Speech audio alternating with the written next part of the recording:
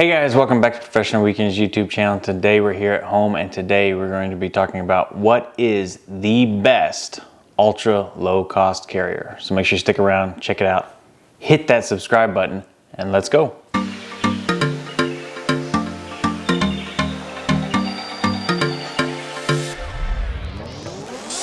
All right guys, so as someone who has traveled quite a bit, I think I have a pretty decent opinion on this topic. So if you don't know, I used to travel quite a bit for work. I spent a lot of time on legacy / full service carriers. Went platinum with Delta a couple years. One year I was on 250 flights in a single year, so quite a bit. But for leisure travel for myself, a lot of times I do find myself choosing one of those lower cost or ultra low cost options. And when it comes down to Frontier or Spirit, I can tell you there is a clear best option. So in case you didn't know, there are multiple tiers of airlines within domestically here in the US. I'm not going to talk about, there are lots of other options if you fly, if you fly international. There's plenty of options in Europe, plenty of options out of the Middle East that are even better options. But at least domestically here in the US, what I see are 3 different tiered options for airline carriers. Say, on the low end, you have the ultra low cost carriers. Those are Spirit, Frontier, Allegiant. I've never flown with Allegiant, but from what I understand, it's basically roughly the same as like Frontier or Spirit. On the low cost side, then you got things like Breeze or JetBlue. And you may say Southwest could possibly fall into that too. They kind of straddle the line between low cost and between full service or legacy. And on the legacy side, that's where you have Southwest for one, but mainly Delta, United, and American. So those are going to be your all-in single price tickets where you get everything that you would expect when you typically fly. But back to the ultra low cost carriers. So we've all heard the jokes. Spirit Airlines takes the brunt of the jokes all the time. Well, I can tell you that there's one big reason why Spirit Airlines is even better than Frontier. And I don't think that Spirit Airlines deserves all the criticism that it typically gets. I think you can direct that at Frontier. Frontier's not my favorite. Before we get to that reason, let's take a look at what separates ultra low cost carriers from other airlines here in the United States. Ultra low cost carriers are focused on one thing and one thing only, and that is rock bottom prices. It's definitely not customer service because they are often lacking in that department. It is rock bottom prices getting you from point A to point B for the lowest cost possible. I oftentimes, whenever I fly an ultra low cost carrier like Spirit or Frontier, I'm looking at flights that are $50, $75, $100 round trip, both ways, all in $100 or less, and I'm on that plane. So with prices that low, you got to ask yourself, how do they make money? Well, there's plenty of obvious ways that they make money by allowing you to select your seat for an additional fee, which, pro tip, if you don't select a seat, they're going to sit you with the people in your party anyways, provided that there's enough room on the flight. And I've never had that be a problem. I've always sat with those I was traveling with for free, so no need to pay the extra money to select your seat. They also charge you if you want to skip the line at TSA. They also charge you if you want to get in a higher boarding zone so you can get on the plane first, which again, I don't really fully understand. We're all going to spend the next couple hours on this little tin can in the sky. Why do you want to prolong that? Unless you're trying to get space for your carry-on, but in my experience with these ultra low cost carriers, since they charge for carry-ons, there's usually plenty of space on them anyways. And that's the next way that they make money is they charge you for bags. They charge you for carry-ons. They charge you for check bags. They do allow you for one small personal item, but that has to be relatively small. Think like the size of a small backpack or a purse. Anything larger than that, there's going to be a fee associated with that. When it comes to personal items, I personally like this bag here. This is my personal item that I carry on all my ultra low cost flights. This is a North Face bag. We'll put a link in the description below where you can pick it up on Amazon. It's relatively affordable. It's a nice quality, durable bag. You can see how square and boxy it is, and it's that way for a reason because it fits perfectly in those carry-on personal item sizes that they have at the airport, and this is my favorite bag to travel with. If you're looking for a cheaper option, there's also this type of bag here. We'll put a link in the description below. We picked up 2 of these for like $15 off of Amazon, and again, they fit exactly within those dimensions, which is typically 14 by 18 by 8 inches. And so that way it makes it super easy if you're traveling for a weekend getaway. You can just put everything that you're going to need for a quick weekend getaway into this bag and fill it all the way up to the top, and you know that you are good to go because you're going to fit in that size container that they have there at the gate. And that's going to prevent you from getting charged at the gate, sometimes upwards of $100 if you want to carry a bag onto the plane. So definitely recommend that you get the right size bag. You know what size bag you can take on and stick with it. The main way that ultra low cost carriers create money is by inducing demand. That is, they fly routes that nobody else wants to fly. They fly direct routes between small airports. They fly to airports that are less used. And basically what they're doing is they're looking for budget conscious travelers, leisure travelers, quick weekend getaways, families on a budget who are looking for vacations. They offer prices so low that you have to fly them. They're cheaper than driving in most cases, so they're actually just inducing the demand by making these tickets available so low. People buy them, not particularly because they were thinking about going on these trips before, but you get an email one day that says, hey, travel to Milwaukee for $20. Well, I've never been to Milwaukee. Sounds like a nice little weekend getaway.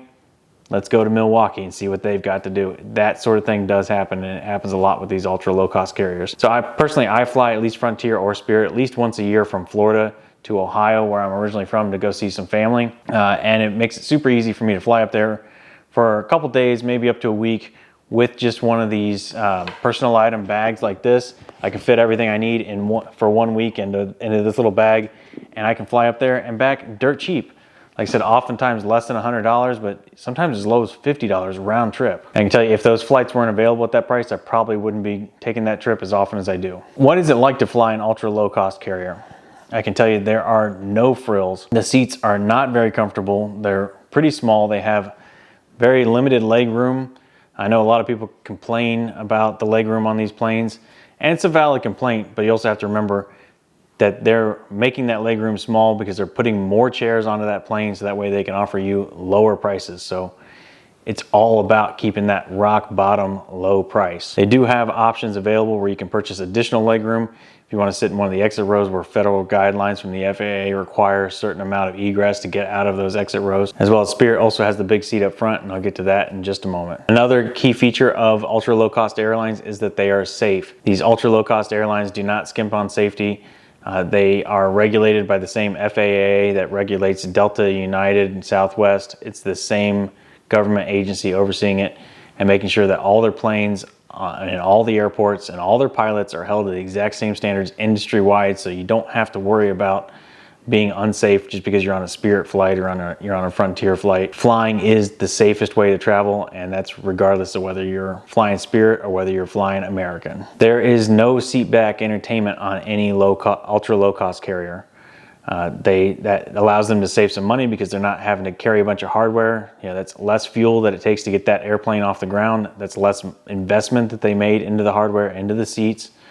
It's less royalties that they have to pay out to Disney or Paramount or whoever makes those movies. And the truth about it is most people already have a cell phone to keep themselves entertained.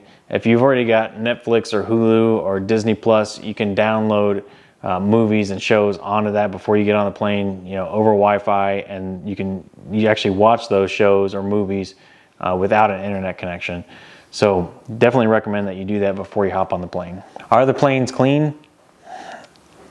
In my experience, they're not the cleanest planes I've ever been on.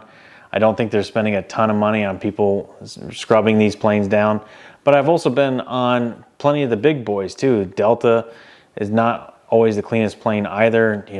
Any kind of plane, you never really want to stick your finger in any of the cracks in the seats, or that seat back pocket is pretty gross.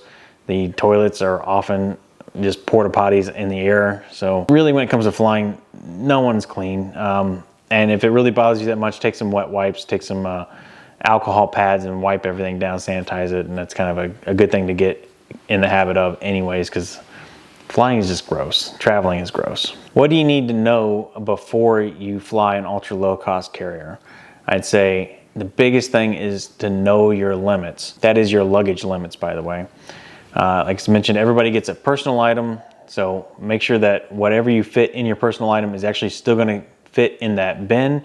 You can't have it bulging out the side. You can't have other things hanging off of it. You can't be carrying on additional stuff. And when it comes to your checked bag, typically those are limited to about 40 pounds. So before you leave the house, make sure you get yourself a luggage scale, weigh those bags, weigh those checked bags, make sure that you're under that 40-pound limit. And then that way you don't get charged extra when you get to the airport, because they have pretty hefty fees of, I think it's about $5 per pound that you're over, so you do not want to be over. We'll put a link in the description below to where I got this luggage scale if you want to pick one up similar. I tell you what, this thing has paid for itself multiple times over. Also, keep in mind that with these ultra low cost carriers, they cut back on customer service quite a bit. So if you do need to visit the service desk at the airport, to get help with checking your bag or with printing your boarding passes, there's oftentimes a fee for that. It's like $25 each time that you go up there. Some of the airlines as well, if you give them a call on their customer service line, they'll charge you for that. Frontier recently stopped charging for making phone calls because they got rid of their call center. You can't even call them if you want to. Now you have to either email them or chat with them or do a WhatsApp chat. So customer service is really lacking with these, but again, once you kind of get in the habit of flying with these airlines, or if you know what to expect, you really don't need the customer service for much anyways. They do have online options if you need to rebook or cancel, and it's all kind of self-service, sort of like the self-scan checkout at the grocery aisle. That's basically what these ultra low-cost carriers have evolved into. Another thing to kind of keep in mind with these ultra low-cost carriers is that there are very limited return flight options. Oftentimes they only operate one flight each direction between airports per day, and sometimes it's even less than that. Maybe it's 1 or 2 times a week. So you may find that when you travel with one of these ultra low cost carriers, you may not be able to leave or return on the date in particular that you want to go. So if you wanted that rock bottom price, you probably do need to be a little bit more flexible versus, again, if you flew with Delta or United, you're gonna find multiple options between airports multiple times a day. And so you really got to kind of keep that in mind too if your flight ever gets canceled. I've been fortunate enough that my flight on Frontier or Spirit has never been canceled, but if they did, you'd be in a world of hurt, I can tell you that, because if the next flight's not scheduled for 2 or 3 days out, you're probably looking at shelling out of pocket to fly Delta back home. So either that or staying wherever you are for the next 2 or 3 days. So that could be a serious problem. But again, if you're flexible, it's not too bad. All right, so now we've talked about what is an ultra low cost carrier, but the big thing is which one is the best. That's why we clicked on this video. That's why we're all here. And I can tell you, out of Frontier or out of Spirit, there is a clear winner, and that winner easily is Spirit Airlines. There are 2 main reasons why I think Spirit is better than Frontier. For the most part, these airlines are pretty well compatible. There's not a huge amount of differences between them. But there are two things that make Spirit really stand out. The first reason is Frontier is very strict about their carry-on bag policy. Your personal item must fit in that personal item bin, which is relatively small, versus on Spirit, they really don't seem to care quite as much. And I'm not saying they can't crack down on this, but they don't seem to care as much, where I've seen people get on with a full backpack, and as long as you have one item, they say that's your personal item. So you can kind of get away sometimes, most of the time, with a larger personal item carry-on Spirit than you can on Frontier. Yeah, again, that's always, you're always going to run that risk, because either one, if they really want to push it, you're going to be paying $100 to take an oversized bag on. So again, I just stick to these personal items that I know are going to fit in the bin. But I've seen plenty of people hop on a Spirit flight with a gigantic backpack, and as long as it's only one item, they say that's your personal item. The biggest reason why I think Spirit is better than Frontier is the big seat up front. I don't know why Frontier doesn't offer this option, but the big seat up front on Spirit is amazing. It is, I think, the best value in domestic travel in the United States, period. So what is the big seat up front? The big seat up front is basically like a first class seat that you would find on any other domestic airline. I've actually seen on some of the older Spirit airlines that they would actually use a Delta first class seat recycled as their big seat up front, and it would still have even the Delta branding on there. But what we're talking about is basically a first class seat. They sit too wide, so instead of the standard 3x3 configuration, we're talking about 2x2. So not only do you have a ton of leg room in front of you, but you also have a lot of side room, which is great for plus size travelers or anybody who just wants a more comfortable ride. I can tell you the big seat up front is really comfortable. Unfortunately, the big seat up front does not recline, but it does give you the extra width, the extra leg room that you need to travel comfortably. It still doesn't come with any extra perks. You don't get any kind of drinks, or you don't get any luggage or anything like that. But typically you can book the big seat up front for around $50 to $100 each way on your ticket. So even at $100 each way, you're talking $200 worth of upgrades on your $100 round trip airfare. You're at $300. Now you're looking at worst case $300 round trip airfare, and you get this big seat, which is comfortable. That's still less than the average that I see at $400 on one of the legacy full service carriers, just to be sitting in coach. So in my mind, flying on the big seat up front on Spirit is the best bargain that there is going in the airline industry. So because I think Spirit is the best ultra low cost carrier, I'm really sad to see what's happening right now with the merger with them and JetBlue. I was kind of against the merger because I don't want Spirit to become JetBlue. I think Spirit is great on its own. Now that Spirit is not going to be merging with JetBlue, Spirit Airlines has been talking about possibly filing bankruptcy, and if they do, I think that's going to be a true loss to the American economy and the American airline industry domestically. I really do think that Spirit Airlines is the best option to fly domestically at rock bottom prices. That's what I got. That's why I think that Spirit is better than Frontier. Let me know in the comments below. Do you agree with this? Is there some reason why you think that Frontier is any better? I'd love to hear about your opinions in the comments below. So that's going to do it for us today, guys. Remember to hit that subscribe button. I really appreciate it. And with that being said, we're out of here, and we'll see you next weekend.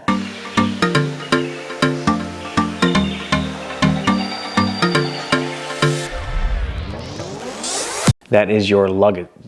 That brings me to point 2. So that brings me to my next point, is how do they make their money with these ultra low? You can just size, and that's going to prevent you from getting any kind of, sometimes upwards of $100 to carry a check-on bag. The main reason that, personally, I fly either Frontier or Spirit at least once a year, back up to, for a reason, because it fits perfectly in those, because it fits perfectly, has. Now, are the planes clean? That's up to you. No. And the thing is, most people already have something in their pocket, to keep them entertained. Okay. And the truth is, most people already have a cell phone to keep them. What did you say? I said most people already have something in their pocket to keep them entertained. No. Yeah. Don't say that. All right.